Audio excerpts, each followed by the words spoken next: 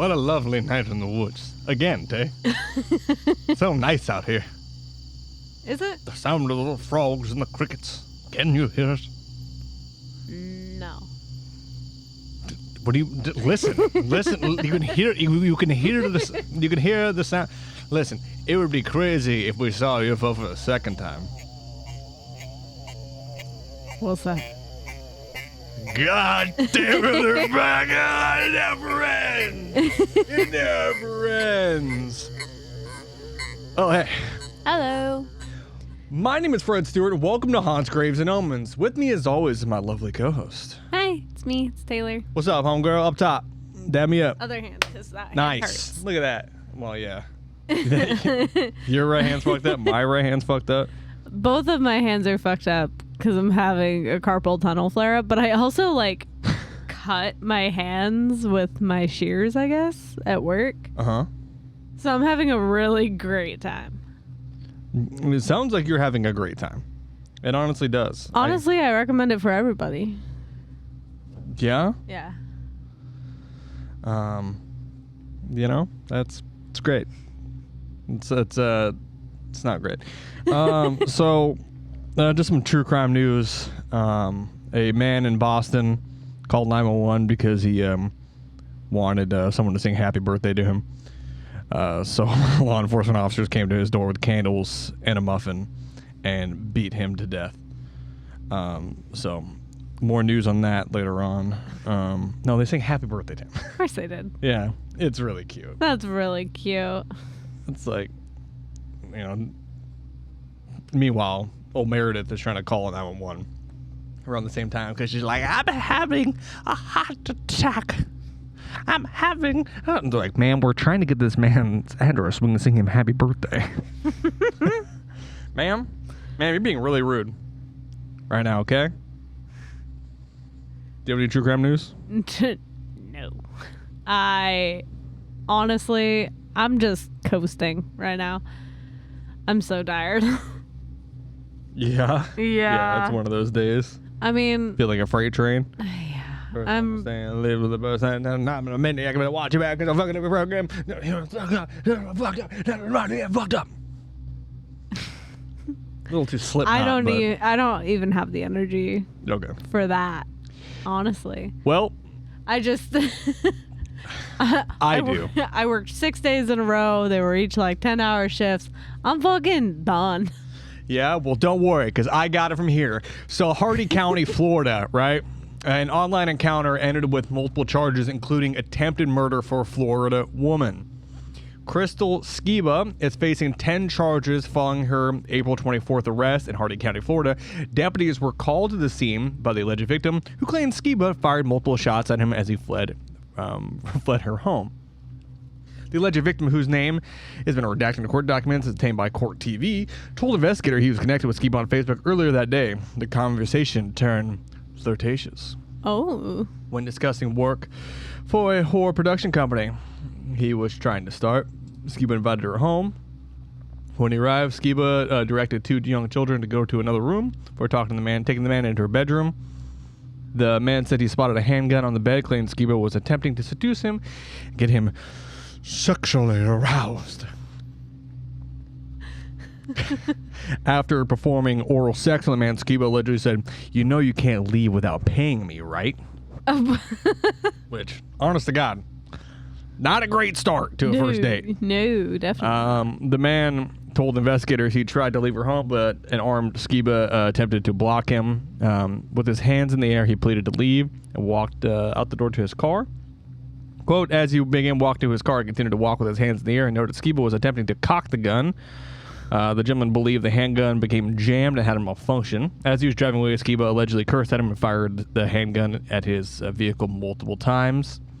Skiba, on the other hand, alleges that there is a different turn of events, and that she claimed to invite the man over to, quote, smoke out, but kicked him out after he insinuated he wanted to have sex. Skiba also claimed the alleged victim was the one who fired at her from his vehicle when he was leaving. So no, absolutely not. When while searching her home, authorities found firearms, illegal drugs, and paraphernalia. Deputies also noted living conditions in the home were atrocious, with mounds of trash, rotten food, cat feces, and mold throughout.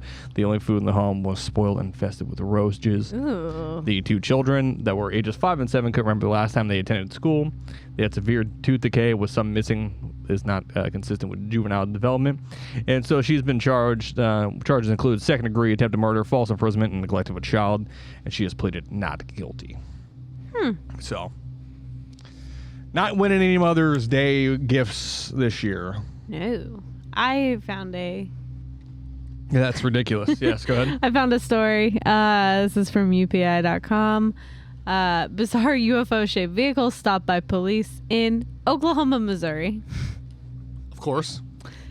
2 states I don't want to be in. So apparently a Oklahoma Highway Patrol trooper had pulled over a UFO-shaped vehicle on the highway for a obstructed tag. And the 2 occupants of the vehicle explained they were en route to the annual UFO festival in Roswell. The officer decided to not issue a citation, instead let them go with a warning after he made them take photos with him. He was like, hold on, before you go, just so people know, I'm not fucking making shit up. We got to pose for pictures. Am I being detained? Is what you fucking say to that. Go, I don't talk to cops. then he fucking drives off and he goes up in the air. Well, we don't need roads. Sometimes you gotta have little God in your life, right? Uh-huh. Sometimes, you gotta believe in a higher power. Some people believe in that stuff. Mm-hmm. Me personally, could pretty much go one way or the other. Don't really care. Yeah. But sometimes God tells you to kill. Now, that's off center. This man, 43-year-old Utah man, has been sentenced to 7 years in prison for attempting to hire a hitman online. Not great. No. What makes this case especially unusual for the particulars about Christopher Pence and his motives, as laid out in detail in New York Magazine. For starters, Pence is a devout evangelical Christian, a Microsoft engineer, and the father of 16 children. So, I can listen, you gotta thin the herd a little bit. 16 children? Now listen, I have 16 kids, all right? Mm-hmm. 16 birthdays to pay for, okay? Jeez. Let's make it 8. Now, 11 of those 16 are his biological children with his wife, Michelle. The other 5 are adopted from a young couple in Massachusetts. So he's just kind of like free agenting these kids, you know? Be like, a lot of fucking kids. Well, let me ask you a question. Like, do you think they're D1 ready for this family or not? He and Michelle thought the Corridados, which are a young couple that he had got these adopted children from, weren't honoring the part of the adoption agreement that limited their contact with their 5 children. And the Corridados had been pushing it, writes JMD Walsh, even as the Pences reached out to their pastor in Cedar City for advice. Christopher was exploring other options on the dark web. Basically, he was like, I'm gonna hire a hitman to kill the biological parents of my adopted children. Jesus Christ. And he came across a murder for hire site that was actually a scam run out of Romania. Shelled out about $16,000 in Bitcoin for the double hit. Acting on the information turned over to them by the British hacker, the FBI raided the Pence residence and arrested the unfairly polite Christopher. So he's going to be going to court. Michelle continues to raise all 16 children, but now on her own. So, sometimes it be like that. Sometimes God tells you to kill.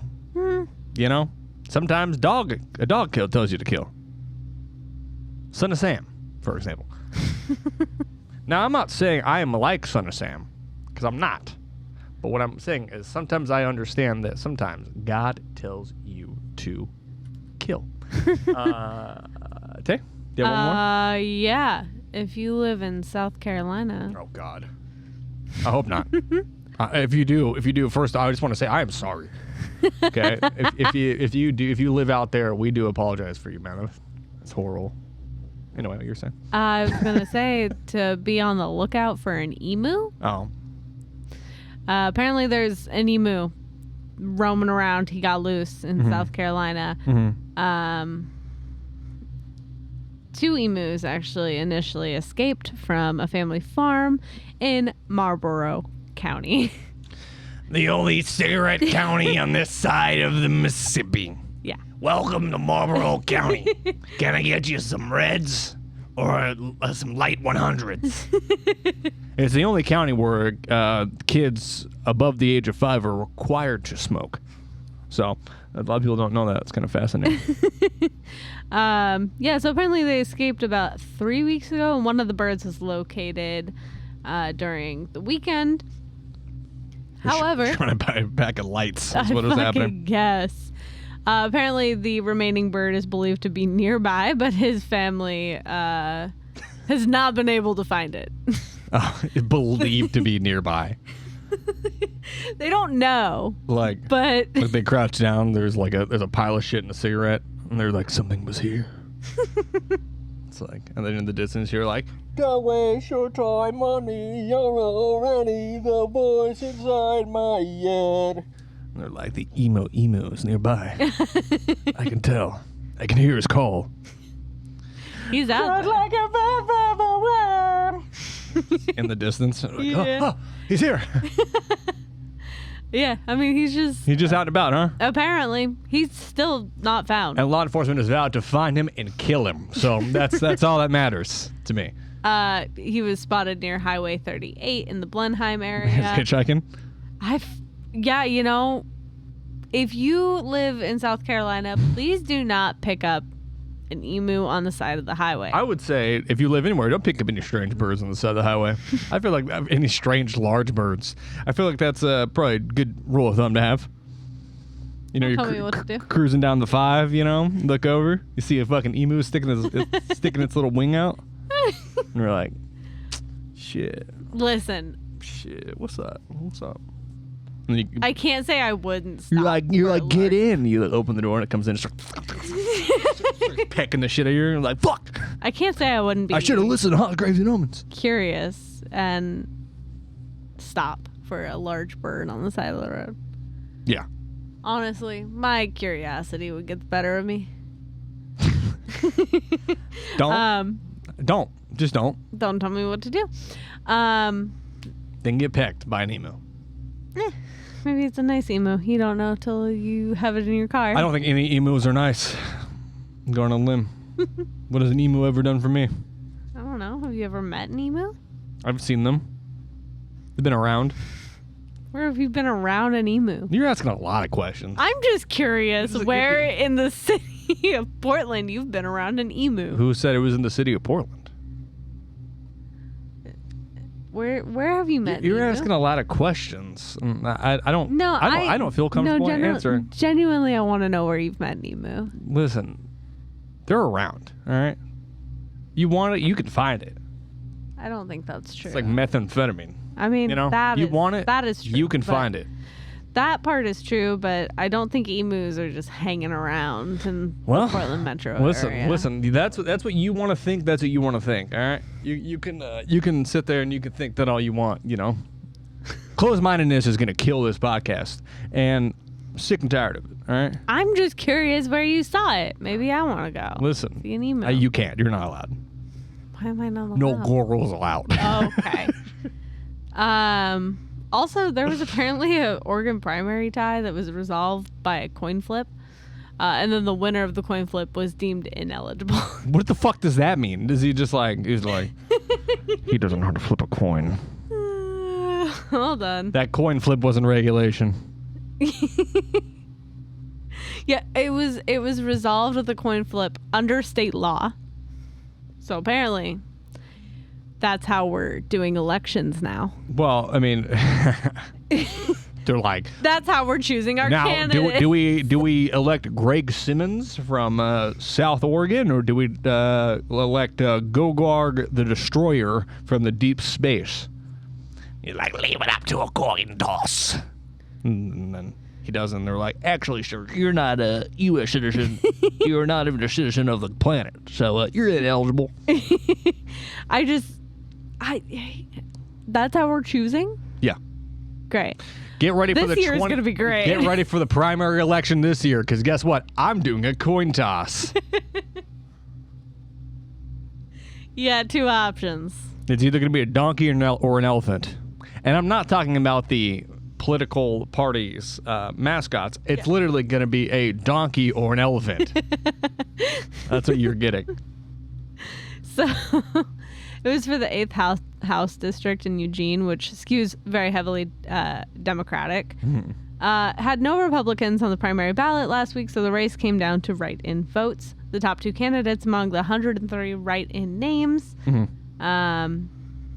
were Doyle Canning. And, Doyle, huh? Yeah, and Lisa. Fragala. Doyle and Lisa. They both received 7 votes. So state law requires the tie to be broken by lot, which in the past has meant a roll of a die or a flip of a coin. That's awesome. Listen, we get it, Ted. They had to do a coin toss. Well, why isn't it ineligible? So Canning is the one that was not eligible. And here. Okay. I'm listening. I'm Go ahead. working on it. Go ahead. It doesn't say why they're ineligible in this. Well, thank you for that. Hey, let's... Why is he in... she? They? I don't know. I don't know. I don't know, dude. I do think Those work here. I think it's wild that apparently we can just choose candidates. Via coin toss? Yeah. That's how it goes. Now, Tay, Yeah. last week we started getting into the very complicated tale of the Pennsylvania UFO-Bigfoot Flap. We sure did. About how they were encountering these. Show me Bigfoot's flap. I want to see Bigfoot flaps. About how they were encountering these crafts, and at the end of last week's episode, we're talking about how the UFO researchers had showed up with a stacked ass team. Yeah, actually, it was investigating the actually a really good team. A very good team. Now, I believe this week we're going to be continuing on that tale, correct? We are. So we kind of left off where George had like a weird case of possession. Yes. In a sense, kind of. I don't really know if it's technically a possession. Well, let's talk about that for a second. So when it comes to, and I've noticed this more and more over the years, when there's a lot of alien activity or UFO activity, there's often Bigfoot sightings, much like this. This is not an uncommon thing for sightings to occur like this. And it's also not uncommon for when there's these type of sightings, there's supernatural activity like poltergeist phenomena, ghosts, things like that. Yeah. And so I wouldn't really rule the whole possession thing out. No, but I mean, I don't know. It's just, Mm-hmm. I don't know. I've never really tied those two things together. Yeah.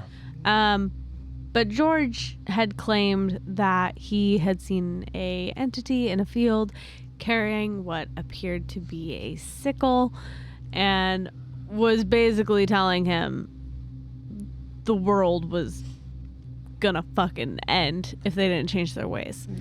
Typical alien propaganda bullshit. Yeah, Listen, listen, we're gonna make it end if we want to make it end, all right? I mean, they're probably right. Oh wow, you know how to fucking see? So do I. Yeah, so it almost sounds like a Grim Reaper of sorts. Yes. Which is also very weird. I mean, I guess you could civilize in that way. Of it's very Grim Reaper-esque, you know. It's a it's a a creature with a sickle being like, dark change entity. your ways, or your entire mankind will be ripped to shreds in the Great Purge. Yeah, I mean, it's a dark, black-robed man-like figure standing in a field with a sickle. Yeah, he's not out there just like selling snow cones or something, you know, like in the deep of the woods of Pennsylvania. He's like, listen. It's like the sound of like the wind coming in, like. I got. And he's like, fucking come cones. forth, child. You, boy, come here. And like comes up and he's like, what the fuck? And he's like, are you here to tell me that like the world's gonna end and like if we don't change our ways? And he's like, huh? No. You want a snow cone? Snow cones are half off. It was, you know how long it took to bring all that fucking ice up here? It took me forever to do so. So you can either get shaved ice or ice to water. That's it. Nothing else. Are there any flavorings or? Water. Okay. You know, that's fair. All right. I will take an ice water. We're out. I will take a snow cone. We're also out. Then what are you doing? We're here? closed. Okay. The world's gonna end if you don't change your ways. I just asked if you were gonna tell me that, and you said, "No, I sell snow cones." And then when I worry about the product first more than I worry about the message. listen, then I try and fucking get a snow cone, and you tell me you're fucking out. That's all you specialize in. Is snow cones. No, we specialize in other things. What do you specialize? You want to buy an emu I found on the side of the road or the drive up here? Yeah, actually. Fresh out. I don't like your fucking games, funny man. You fucking suck. All of this sucks. Change your ways to be condemned forever. Man. Anyway, Tay, continue. So George's father had been pretty disturbed by this not accusation, but this recount, and knew it was out of character for his son, who was, by all intents and purposes, not religious. Mm-hmm. I don't see what encountering the angel of death has to do with being religious. Yeah, but it's important to know he was not religious. Hey, religious or not, death cometh for us all. It's true. So the group had made their way back to their vehicles and back to respective lodgings, trying to recover from the horror and mystery they had just witnessed. Stan could not sleep, and most certainly George could not, considering he just fucking got possessed. Stan was in a scene of reminiscent from the Mothman prophecies, playing and replaying and rewinding the tapes that he had rolling in the field during the investigation. The tapes were incredible, and he decided he needed to get a medical opinion on this account, so he proceeded to go and call a New Jersey doctor, Dr. Berthold E. Schwartz, MD. Mm-hmm. Stan chose to get a hold of him specifically because Dr. Schwartz had allegedly treated and interviewed other individuals who had reportedly experienced other UFO and paranormal events. This doctor knows what he's doing when it comes to aliens. Yeah, and he's from New Jersey, so he's like, Doctor, I have several questions about this incident that happened to me about when I was basically possessed by some different, almost foreign power. It's incredible. And he's like, forget about it. Hey, yo, fucking shove it. You know? I don't think like your family. Gabagool, you know? It's like them. I don't. Anyway, pasta lady, let's continue. All I have is a bobby pin, so take that. Now watch as I make this bobby pin disappear. We're gone. Aw, man. I was gonna need that eventually. Oh, that's around here somewhere. I'll have to have you find it. So Stan had decided to contact this doctor, and so Dr. Schwartz and Stan Gordon talked for a long time about the case, and he was extremely interested. I don't know why my fucking thing is doing that. He was so interested, in fact, he decided to take it up and would drive to Fayette County out of his own pocket. He did not charge them. He's going to drive out of his own pocket? Yes. How big is that pocket? Very large. It's got wheels? No. The pocket doesn't have wheels. And how is he driving out of it? In his car. His car's in his pocket? Yeah. What? Tell me more. I would if my phone screen didn't just turn off. Okay.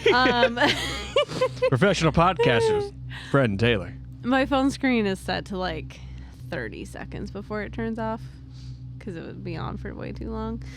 And now it's not on long enough, so I need to change it again. So the only problem with Dr. Schwartz coming out is he wouldn't be able to get there till November 1st.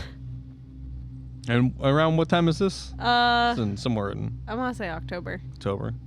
So he won't get there until the next month. While they waited for the doctor to arrive, Stan, Lutz, and the state trooper, who was with George that night in the field, would return to the location. While there, the pair walked along the fence line and managed to spot in daylight where the creature had run into the fence. They found no evidence of hair or blood, but did find the broken fencing where the creature came through. Okay, that's good. Because that creature came fucking barreling at them, no regard to the fence, and just took it like a champ. Yeah, they don't believe in fences. Well, we know this about aliens. Aliens don't believe in fences. I'm also not in focus again. It's fine. As they walked, they found splintered fragments of one of the fence posts where George had shot at the larger creature during his first encounter. Yet, just like the night prior, there was no physical evidence to be found. The very next day, I just thought about it. The fact that they're like, hey, this crazy shit happened. Mm-hmm. They're talking to this doctor. They're like, man, we really need you to come out. All this crazy stuff happened. He got possessed. We saw these large creatures. We saw a fucking barn-shaped UFO. Barn-sized. Oh, barn-sized. Sorry. And the doctor's just like, cool. Yeah. I'm definitely going to come check it out. I'm not going to get there for another couple weeks. I'm going to get there in a month is what I'm going to do. Listen. I think it's like mid-October when this happened. Well, to be fair, it's already over. Like, if it's like, listen, this is going to happen. This is like, it's not like a Red Lobster event, where like it's going to last a couple weeks. So you're like, well, I better get down there because I know it's going to end at some point. I got to get down there as soon as I can.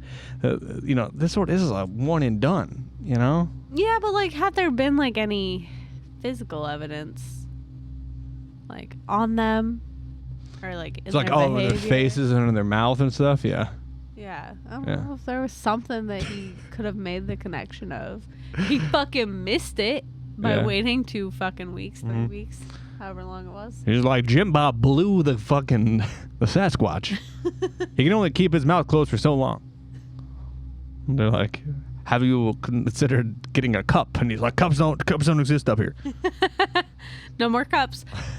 I don't know. I think it's just weird. The doctor's like, that's fucking wild. I'll be up there in a couple weeks. I'll be up there when I can. Yeah. So the very next day after the encounter, several newspapers caught wind of the event. Several who had interviewed George put his full name as well as their street in the articles. Nice. Because that's a very good idea. This is George. He lives at 1568 Southeast Grant Avenue. Go check it out. See what happens. Go there and kick in his front door, harass him. wish I was in focus. If you knock on his door, he might let you go see where the UFO landed. Yeah, it was basically you go up that hill, right? Yeah. Up there. You want to show me where? No, I'm busy. I found an emu on the side of the road that I'm putting up on Craigslist. So that was probably something that didn't sit very well with him, because later in book sources they changed his name to protect his identity. So I think, truthfully, the newspapers were just like, they didn't give a fuck. Oh, really? Yeah. But newspapers normally give a fuck. If it helps their business. I'm being facetious. Now, facetious means No, fucking it's a big word. I know it's hard to understand. Don't do this to me. Don't. Not being truthful. Don't fucking try to knife hand me. So one skeptical newsman wanted to see if there was some evidence to corroborate George's story, so the two went down to the area, walked the fence line. The newsman felt that there should be bullet casings from where he shot the creatures, and if they were, this would end credence to his account that he did fire at some strange thing. Okay, you could have picked them up, but okay.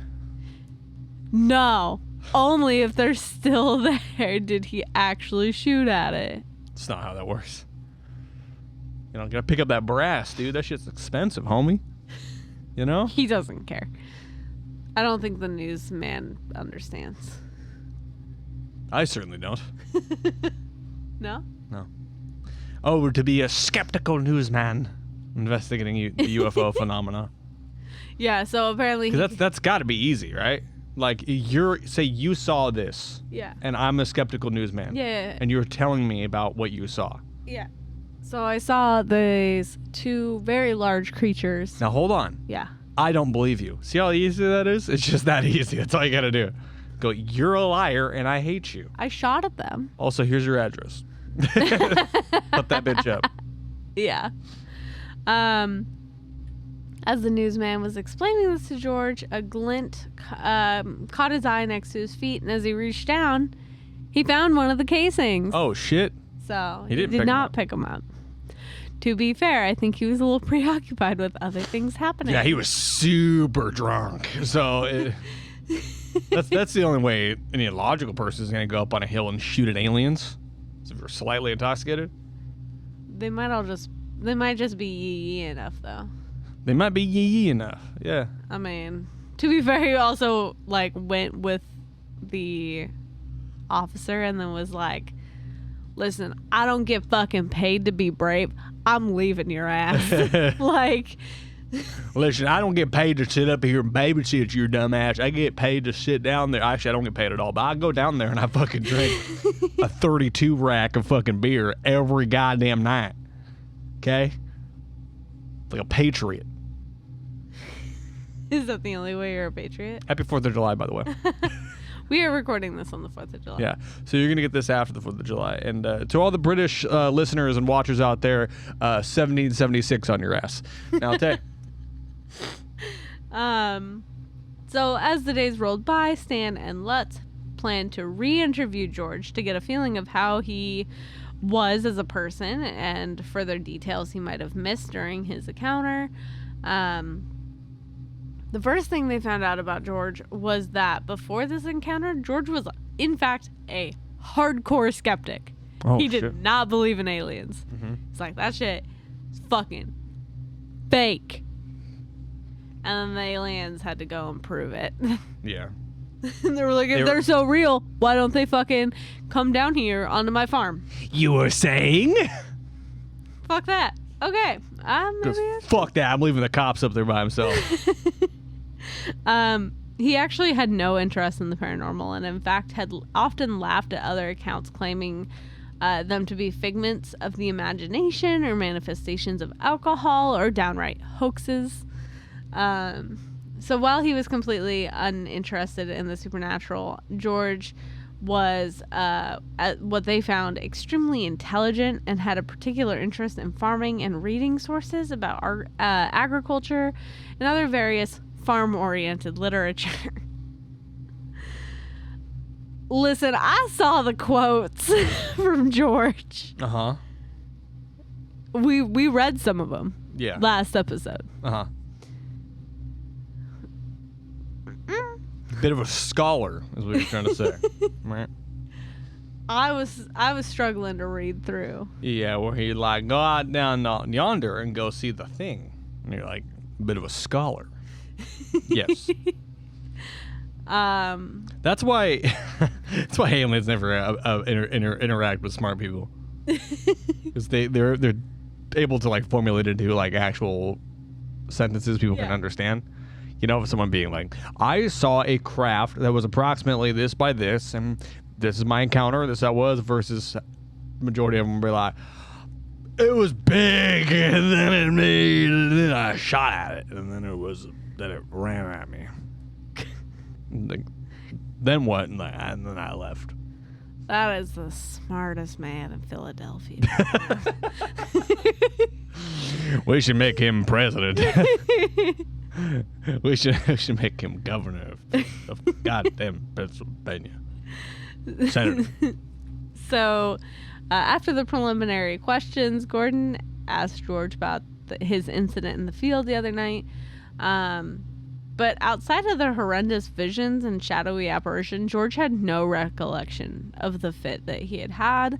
As they went through questions, nothing was out of the ordinary, and George answered them as best as he could. Yet all of this would change with one question. They asked if he knew why the creatures in the UFO were seen at the same time and location. George did not answer. They proceeded on asking him again, but again George did not answer and began rubbing his face and head and began breathing rapidly. Lutz and Stan realized this was the same type of behavior that he had near the fence line before the animalistic fit took over him.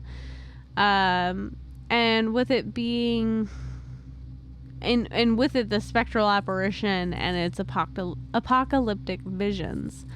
In response to this and the potential threat George might be, the two investigators began yelling out loud in effort to get him out of the fit.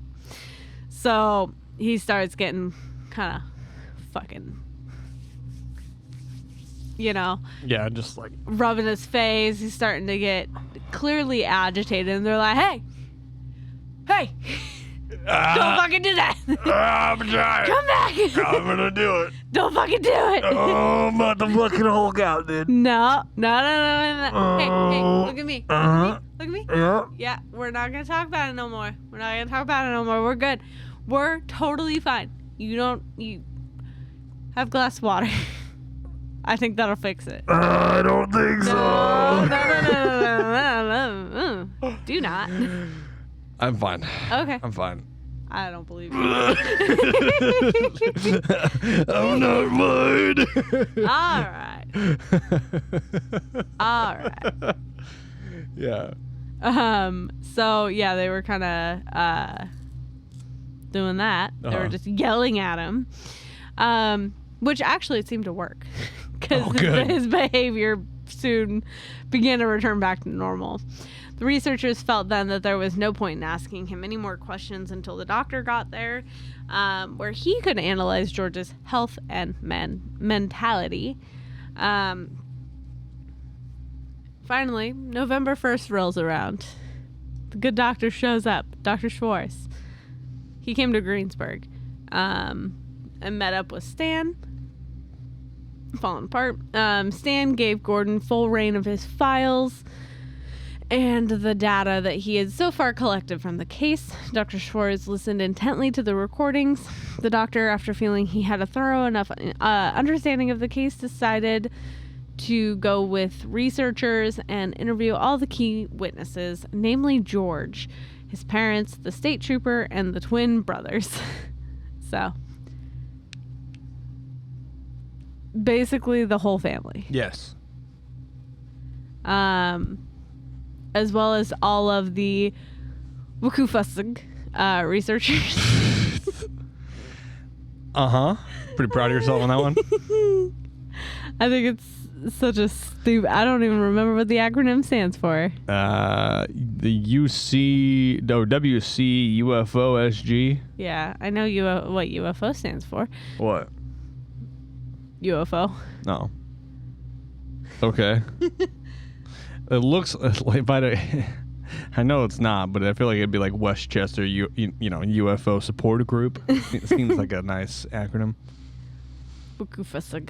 Okay, thank you. That's it. They wanted a quick, easy, catchy title. They got it. I think I'm gonna name mine AIDS or something similar. It's like herpes. No. Like herpes, but an acronym. It's like you guys got UFOs. Well, we got herpes. You know. God. So after all the tests and interviews, all the doctor could really say about the encounter was that all the parties were truthful. Thank you, doctor. You're so very helpful. Gordon approached the doctor later on and asked him about George's reaction in the field. The doctor looked at Stan and said, in his medical opinion, George entered a fugue state caused by the bizarre phenomena he witnessed. Stan was unsure of this, and George would later on, too. Stan Gordon had kept in contact with George over the years and had re-interviewed him several times. During one night, Stan had talked to Lutz about possibly hypnotizing George. They'd actually been hesitant to do it in the past, as Dr. Schwartz had suggested they not do it because of the current situation. But now, that was several years later. So, they think that putting him under hypnosis is a good idea and seeing how that goes. Yeah, I mean, and it would probably go something like this. Go ahead. Hypnotize me. I don't have anything to swing. Hey,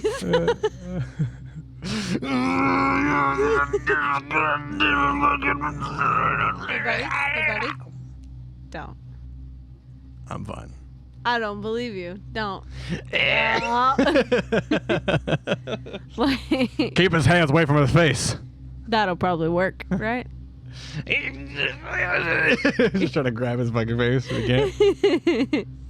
So, now that it was several years later, Stan felt perhaps it would be less stressful on him. So one day they managed to get a hold of George and came down for a visit. While there, they asked him if it would be okay if they hypnotized him to come up with more answers to what went down that October night. George looked at Stan extremely perplexed and asked him, "Why do you want to hypnotize me again?" Stan, equally confused, asked George to explain what he meant. And George, realizing something was amiss, began to explain that about 2 weeks after his incident, 2 men abruptly showed up at his home with the sole purpose of talking about his experience. The men were dressed formally. One was in an Air Force Blues uniform and the other was in a suit. The man in the suit, George could remember better, as the man was tall and had dark hair. The Air Force Blues man could have sworn was Lutz in his uniform or his officer's uniform. But Lutz confirmed it wasn't him. Sounds to me like Project fucking Blue Book. Does that sound like to you? A little bit. Some Men in Black shit. Yeah. George went on. What you saw was a bird. What you saw was a satellite. What you saw was a barn. Now, you tell me, how does the barn disappear? Like What you saw was a flying barn. What you saw was a pelican. And pelicans are known for disappearing instantly because they're incredible speed. Yeah. Traveling at 23,000 miles an hour. Exactly. I'm glad someone gets it. They essentially vaporize every time they try to fly, only to reanimate wherever they need to be. You ever seen a pelican fly before? Actually, I'm going to say I have not. Exactly. Have you ever seen a pelican land? Oh my god. Oh my god. We've solved the mystery. We solved the mystery. Hey, we gotta delete this podcast. No one can know. We're screwed. The Earth is flat. Airplanes aren't real. Fucking God is dead. Pelicans don't exist. They do exist, but they're God, I can't wait to go crazy. Anyway. So George went on thinking these men were members of Ukufasag because they wanted him to describe in vivid detail all that he could remember about that night, the creatures in the UFO. George told them as much as he could, and after telling them everything, they would go on and tell him he was not crazy. Which, listen, I know he doesn't know that these aren't members of the research team, but the fact that I would feel a little bit crazy if they're like, you're not crazy. No. Not crazy. Not crazy. Not crazy. Promise. Not crazy. I would feel like I'm going crazy. Like, I don't think I would appreciate that. It's like when someone tells you to calm down and then you're immediately like, oh boy. But wouldn't it be nice? I feel like it's the exact opposite. So it's like, you're not crazy. Listen, you're not crazy. It's okay. I don't know. Sometimes. But then, but in your mindset, for some reason, you're like, I am crazy. Yeah. Yeah. Sometimes it's just, I don't know. No. Mm-mm. You're not crazy. No. I am crazy. But first of all, how fucking dare you? I am crazy. How about that? I'm crazy. You're crazy. You're crazy. You're crazy. She's also crazy. Well, not right now. You're crazy. Anyway. It's draped over her. Yeah. She got comfortable. After explaining that they believed this account, the Air Force officer opened a briefcase, and he was carrying that he had been carrying with him, and revealed to George a series of UFO pictures and placed them in front of him on the table. They asked him different questions about comparing the crafts in the photos to ones he had seen. The UFO pictures, however, after the UFO pictures, however, the officer pulled out a series of Bigfoot photographs. Can you imagine just like Bigfoot, like one is like him running on the beach, like him in a bikini. I really hate the fact that you said that, because I was thinking that. I was actually thinking that. He's like posing. So you're like, all right, Mr. What was it? Gordon? What's your name? What was your name? George. George? That's right. My apologies, George. Now, George, I'm going to show you a series of photos. Mm-hmm. And I want you to look at these photos and tell me how it makes you feel.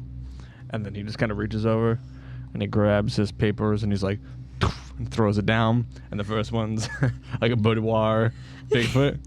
Yeah. He's like looking over his shoulder. On a fireplace, like next to a fireplace. He's like on a chase lounge. Yeah, it's like, how does that make you feel, George? I don't like it. Interesting. And throws another one of like Bigfoot in a big summer hat, wearing a bikini at the beach. Oh my god. How does that make you feel, George? Still don't like it. Man, a man of taste, I see. It's just one of just Bigfoot, just like the titties shaved. You know, to like see the titties because of the hair on horseback. And like, tell me, George, what do you think? I like that one. All right, we'll get you that in a large print. Now, George, if you saw Bigfoot wearing this, how would you react? So, are you trying to seduce me with Bigfoot right now? We're just trying to get your mindset, George. See what excites you. It just made me laugh. Now, if this doesn't work for you, how about Bigfoot BDSM? Oh. Or I'll take a copy. take a copy. I'll take a copy of BFB BDSM.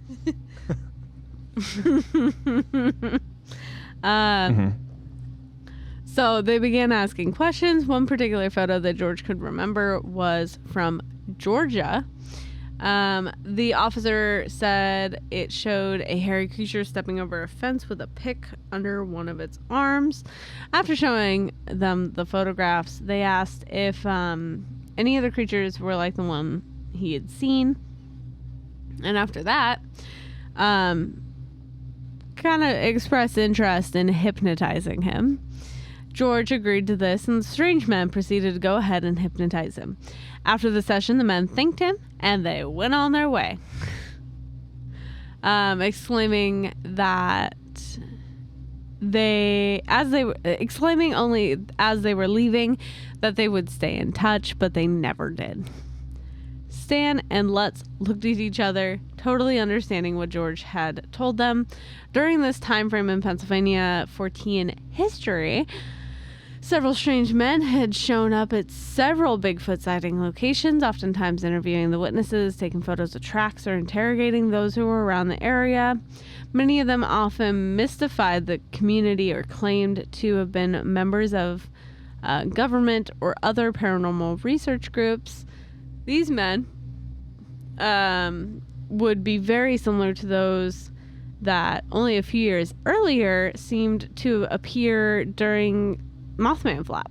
So they're, and listen, we know about the Mothman, like Men in Black. Yeah, dude, I situation. want to do a whole episode eventually about the Men in Black, and believe me, They come up a lot in our stories. yeah. You know, Johnny Cash, famously, the Man in Black, famously. You know, But it kind of gives me like, just hear him showing up to alien events. I hear that train a coming. It's rolling around the bend. And I ain't seeing the sunshine, and neither will you if you continue to talk about UFOs. It's like, oh, fuck, dude. okay. Oh, my God, Johnny Cash. I thought you died. Not yet. Huh? Okay. But it does sound very like, I mean, granted, they didn't tell him not to talk about it, but it seemed almost like Project Blue Book Men in Black. Oh, totally. Which kind of go hand in hand. Don't want to get me started down the rabbit hole that is this right now. You sure? I've had way too much sleep, and I'm way too energized, and I will bring this podcast down to its fucking knees talking about the Men in Black. But like, none of what you experience is real. Except it is. It is, but it's not. But it is, but it's not. You are energized today. Yeah, I slept a lot. I think me waking up at 5 a.m. has kind of made me now sluggish at almost 5 p.m. Being awake for 12 hours is difficult. Anyways. Wow. First part-time job. So while the chaos seemed to peak in 1973 for George, it would not be the end. George would later relate to Stan that he had developed several startling abilities, which to him have been curses. The most notable being that he developed ESP-like abilities, claiming that he would experience dreams and have visions of futures not unlike what he experienced in the field. Some of these visions would come to fruition as he allegedly foresaw a plane crash, in which a short time later that actually did happen. He also claimed that due to this newfound ability, he could also see spirits and even managed to meet a deceased in-law that he had never met before. While these are by far the more kind of depressing abilities, he also developed a bizarre ability, which was a psychic link to birds.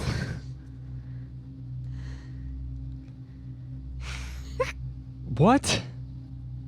I was on board up until that point. I was on board up until that point because I was like, ESP, totally. We're gonna do a whole episode about ESP and about the phenomenon. There's gonna be a whole thing about it that we're gonna do. It's gonna be very fun, very cool. I was like totally foreseeing future events, which also, plays in the ESP. Talking to spirits, like almost like a medium thing. It all plays in. And then he talks to fucking birds. He just has a psychic link with birds. Dude, what? Are we talking about my best friend right now? What? A psychic link to birds? What is he, a fucking Disney princess? What are you talking about? One example of this was when he was out with a friend. He noticed a blue jay in a tree and pointed to it, proclaiming that the bird would leave its nest and come rest upon his shoulder. At which, not even a second later, what he said happened. Now, I don't want to call bullshit on this. Okay? Yeah. But what if he was putting, I don't know, blue jade aphrodisiac on our shoulders? I don't know. What is a bluebird? What is a bluebird? It's birds that are blue. Continue. What is a blue jay aphrodisiac? It's a thing that gets blue jays hard. What are you talking about? What do you mean? That's exactly what I just said. No, but like what is it? Yeah. I don't know, dude. I don't fuck with birds like that. Nice. I didn't do that. ESP. So we were saying he basically is like, I saw aliens, now I foresee the death and destruction of mankind, but also I can talk to birds. Is that what you're saying? Basically. If the mic sounds a little funky, it's because the dog is laying on my cord. Great. But she's also big and I can't. Girl. Girl, come here. See, if you had ESP with the dog and he had a psychic link with the dog, Then I could just tell her to move. Yeah. I do have a psychic link with the dog. I can just tell her to move. That's not a psychic link. It's not psychic. It is a link. Now watch. I have a psychic link with this beer. That beer is going to go inside my body. It's going to make me feel good about myself. Watch. Exciting. You just picked up a beer can.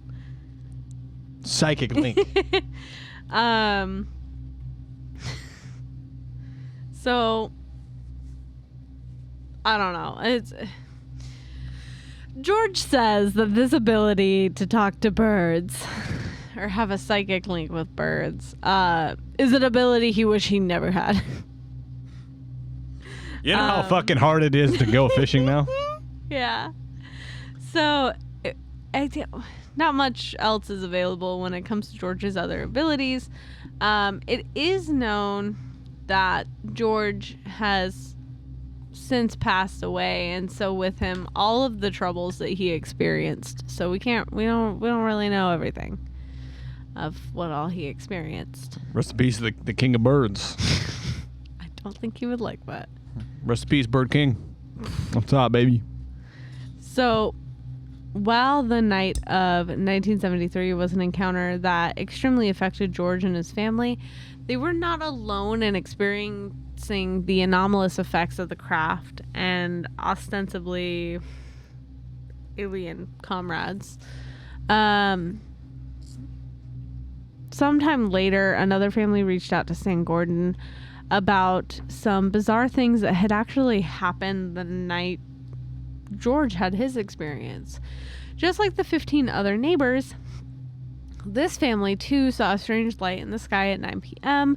and it was making its way towards George's father's farm. About an hour later, the family's farm became alive with the sounds of livestock, but they were making peculiar sounds that were unlike anything they had heard before. Yeah, like they would go look at their chickens and be like, the chickens, what's going on with you? And they would look at the chicken and just go, like, oh my God, you're not supposed to make that sound. Then they go and check on the cows, and they're like, did you know that George can talk to birds? Perfect. The father believing that perhaps there was a coyote or a bear that was around, grabbed his shotgun, and headed outside to the barn to investigate. Surprise! It wasn't a barn; it was a UFO.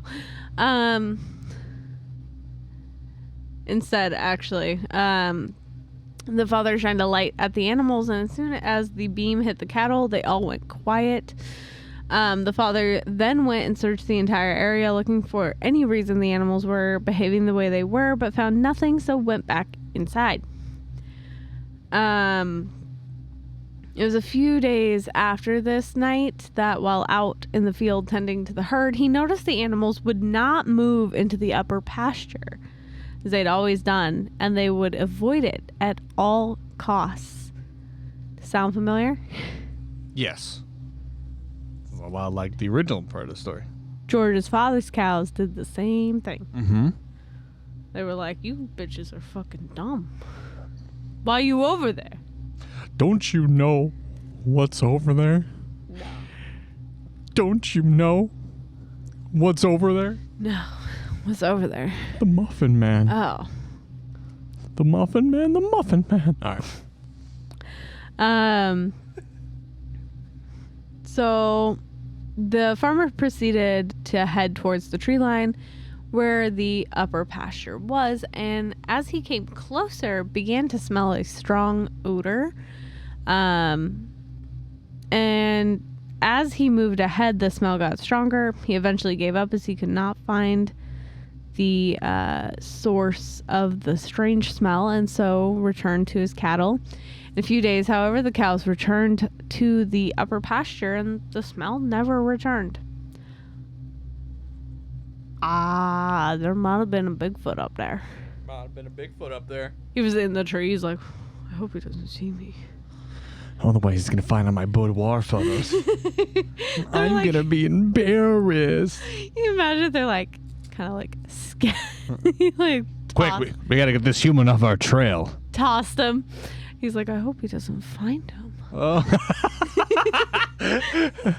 It would be such a shame if you found all my sensual boudoir photos I took on board the spaceship when we arrived here.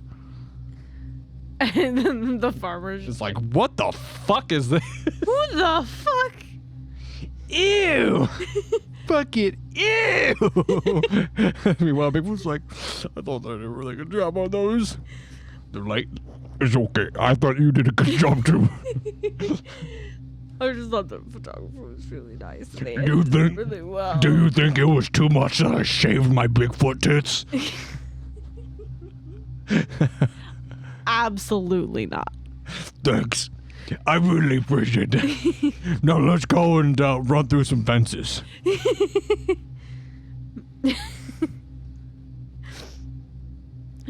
So, I mean, this case is just really fucking weird. I mean, like, in the past, like, it's pretty uncommon. Like, I mean, in all of the cases about UFOs and Bigfoot, I mean, there are a surprising amount that are connected, but usually they're not. I'm going to push back on that. No? Yes, because it from what I can understand, like just from looking at, because or maybe it's UFOs that aren't reported with the Bigfoot. There you go. There you go. It's more so that it's when you're looking at a Bigfoot, when you're looking at a Bigfoot story as a whole, yeah, right, you're genuinely not looking outside the realm of that Bigfoot story. Yeah. Right. Like up here, looking at the Sasquatch story, you're looking at the more humanoid ape creature that is the Bigfoot, and you don't really, most people don't really branch off and kind of look out just outside of the peripheral vision that is that. But when you do, you tend to find this more often, where there is this ongoing thread of Bigfoot plus aliens. Especially go up towards like northern Washington, go up to like Hood Canal area, where like I spent a lot of time up growing up as a kid. We used to go up there a lot, and there's so many stories of Bigfoot and other cryptid like things up there. On top of that, there's millions of UFO stories. Yeah. So Now, I guess this brings up, do you think not often. Go ahead. Do you think that this is just another variety of Bigfoot? A space squatch variety? No, I feel like it's all the same. Okay, but so, I mean, obviously it's anecdotal, but like, there have been reports of people killing Bigfoot, Yes. right? You have some Yeti Mhm. remains, which I consider a form of a Bigfoot. Yes. There was also, what is it? I can't, hold on. The Minnesota Iceman one, where it's like, why are those Bigfoot able to be killed, but when he hits it with a bullet, it just sounds like splashing water? Maybe it's something to do with the technology that they have at that time, for whatever reason. Maybe it's a proximity basis thing, Maybe. because they, the ship and then these Bigfoots during George's encounter, they just kind of, and then they were just gone. Yeah. But like most people will just see them kind of just go off into the woods or whatever. Yeah. Maybe once they get away from a certain amount of range within their field or whatever, they become a little more. I feel like there's vulnerable to different things. variety of Bigfoot though. I don't feel like they're all necessarily like the same. Right. So but I mean, like you but have I like feel like Yeti. Yeah, right? I feel like a Bigfoot and the Yeti are very much the same. It is. Different varieties. It's different, maybe a different race of the same species. So maybe one know? of these races of Bigfoot is bulletproof. Essentially. I don't know. I think they all have this weird, because we talked about when we did the Bigfoot episode about how Bigfoots are potentially interdimensional. Yeah. So maybe they just have they have their own separate abilities when it comes to things. Yeah. Some are able to take a bullet and it turns into splashing water, and some like to throw rocks at hikers. It's just one of those things. Yeah. I mean, because there's the concept of ultra-terrestrial Yes. entities, which kind of seems correct, in my opinion. I mean, they're just entities that kind of mess with us, Yeah, just come over to fuck with us and the whole thing about ultra-terrestrials, at least in the Keelian concept, is that they're there to like feed on fear and just wreak havoc. That's just what they do. Yeah. They're just like, that sounds good. Like I like that. Like the reptilians. Kind of. Yeah. No, like the reptilians or like the Greys. Where it's like it's all fear based. They're they're here to just kind of fucking. Reptilians are definitely here for fear based, but like the Greys, maybe it is a bit of both of the fear aspect and then the scientific aspect for them. Yeah. And then there's like the Nordics who are like, hey bud, we care about you. Anything we can get you? Get you got a cup of coffee? I'm just also gonna say you should probably stop fucking doing what you're doing to the planet. Yeah, man. You should recycle more. It's really good. The Nordic aliens. Meanwhile, the Greys are in the other room just lubing up giant fucking like metal balls, and they're like, "We're going to put these into a butthole, and they'll turn into spikes." We just want to see what happens. Yeah, we don't know. We made them for you. You're gonna tell me no? We made them for you. We thought you would like them. Well, because like you're going to be rude. Ultra-terrestrial does also make sense because we have so many different elements happening here. We have UFO, we have Bigfoot, we have essentially the Grim Reaper. Yeah, the supernatural aspect of it. Yeah, like we have just so many ghosts, different things. A man talking to birds. Yeah. Well, that just comes with the territory. Naturally. Like I said, smartest man in Pennsylvania.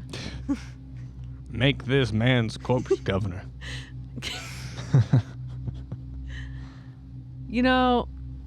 His buddy is just, we should have them be running for president, because then that could just be his VP, is a little bluebird. Oh, that would be cute. Yeah. Bluebird's like, kill everybody. You should nuke Philadelphia. Like, I will, Bluebird. Thank you. You should kill them all! Kill them all! I'm like, thanks, Bluebird. Have you considered killing your family? You don't need them anyways. I'm like, oh, Bluebird. Bluebird. Stop that. I will. I'll do it. Hi. Is that time for the pod for you to come up here? Time. Oh God. Oh, Oh God. This was a choice by you. Hi. Good afternoon. Some people also suspect that maybe this case is like fae folk. Okay. Now, so hi. There is an image of a man. It's the wild man of the woods in Europe is viewed as a form of fae, as their appearance is very similar to trolls and giants. And the author of a book called The Fairy Realm offers the possibility that Sasquatch is actually just like the modern equivalent to kind of the ancient tradition. They claim that these creatures are interconnected with essentially a bright glowing light that appears to not be a physical craft. Could imply that these Bigfoot are actually fairy lights, which is a phenomena reported in a variety of other cases. Jacques Vallée and John Keel had actually mentioned before the connection that aliens and fae and their behavior, attack, and other features are kind of similar. So you're saying fairies and aliens are the same thing? That's what this person claims. What do you Now, think? will a big can of Raid stop fairies from invading my home? No. Why? Raid is made for bugs. Fae are not bugs.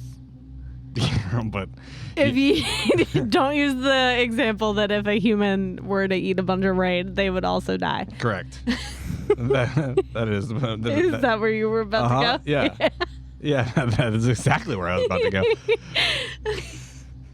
So you're telling me if like a little fairy is like, I'm a little fairy from the woods. Care to join me and my fairy family and go out there? I'm just like, and just hit it with a fucking can of wasp spray, that fairy is not going to think twice. I think you'll knock it out of the... because I always assume Fae... Not always, but like they usually have little wings. You just knock them out of the air. Yeah. That's pretty rude. Now, hear me out.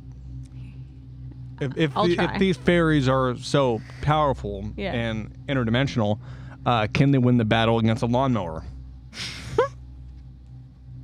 What's stopping me from being like, sure, little fairies, and just like, Okay, listen. can they win against modern machinery? I don't know. Go ask. All right. Go ask the Fae. I'm not positive. I'll give them a call. Yeah. All right. Obviously. You have their number, right? Yeah. Okay, cool. Yeah. Just don't say your name. Why don't you let me talk to birds? Don't say their name on the phone. Or your name on the phone. Don't give them your name. That's like... Well, that's kind of rude, isn't it? No. And they go, who's calling? And you're like, I can't tell you. I'm sorry. Just don't give them a name. Don't give a name. Don't give a name. Don't take anything that they offer. Don't eat food. What about like 401k and health benefits? It's pretty tempting. It's super tempting. Fuck, I don't even have that now. Yeah. Fucking sign me up. Yeah, see? It all comes around. However, I don't think that they have that. I'll give them a call and I'll find out, okay? Sounds good. Would you like to read the Dr. Paul Johnson interview with George Kowalczyk? Uh-huh. All right. Well, first line is the start, so... If I may, get into character now. God. I'm just kidding. He seems like a very nice man. He does seem like a very Yeah. nice man. We was in a pickup truck. We was coming out to my father's farm. We turned off the main road up a dirt lane to go up to his farm. And as we were going up the lane, I looked to the left, and I seen this big orange ball in the sky. And it was no more.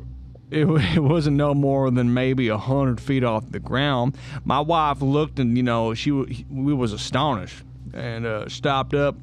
Then drove up to the house, and so we all looked off the porch and we watched. It was coming down slow. It was making like some kind of humming noise. Then my mother and them was there, and they're a little bit scared. So I said, "Well, I'll go down and look and see what I can see from down there." And so I went down and pulled up the driveway, and I'm looking up the hill, and all I could see was a glowing reflection off the ground. And I'm going back to my house, and I said, "And I'll go out in the field and check." So they had twin boys. Their names were Rick and Nick. This is just the story. This is the story we've already told. And then they says we can go up to sorry. They says we can go up with you to the rise. Yeah, get in. So they got in the back of my truck, and we went up to my dad's house. We parked the truck up to the house, got out of the truck, and you could hear this alarm whir and a really loud noise, whirring noise like a turbine or something. Well, we were standing there listening. I heard a distant cry like a baby or a kid yelling. Well, whatever, it scared me. So my dad had a couple of tracers there for his 30-06 and some bullets. Don't ask me why I put tracers in there. I carried the bullets up with me up there. The two twins were standing with me. One said, "Here comes something along the fence." It must have been maybe 100 feet to my right on the hillside. I'm looking, and I see movement on this thing from the glow of the ball, right? So when I got within maybe 50 or 60 feet, maybe 70 feet away, and I looked at it, and there was this object walking. It was real tall, and it seemed like it was walking real slow with long strides. I mean, there wasn't movement in the slow body, but the strides looked. I'm watching it here.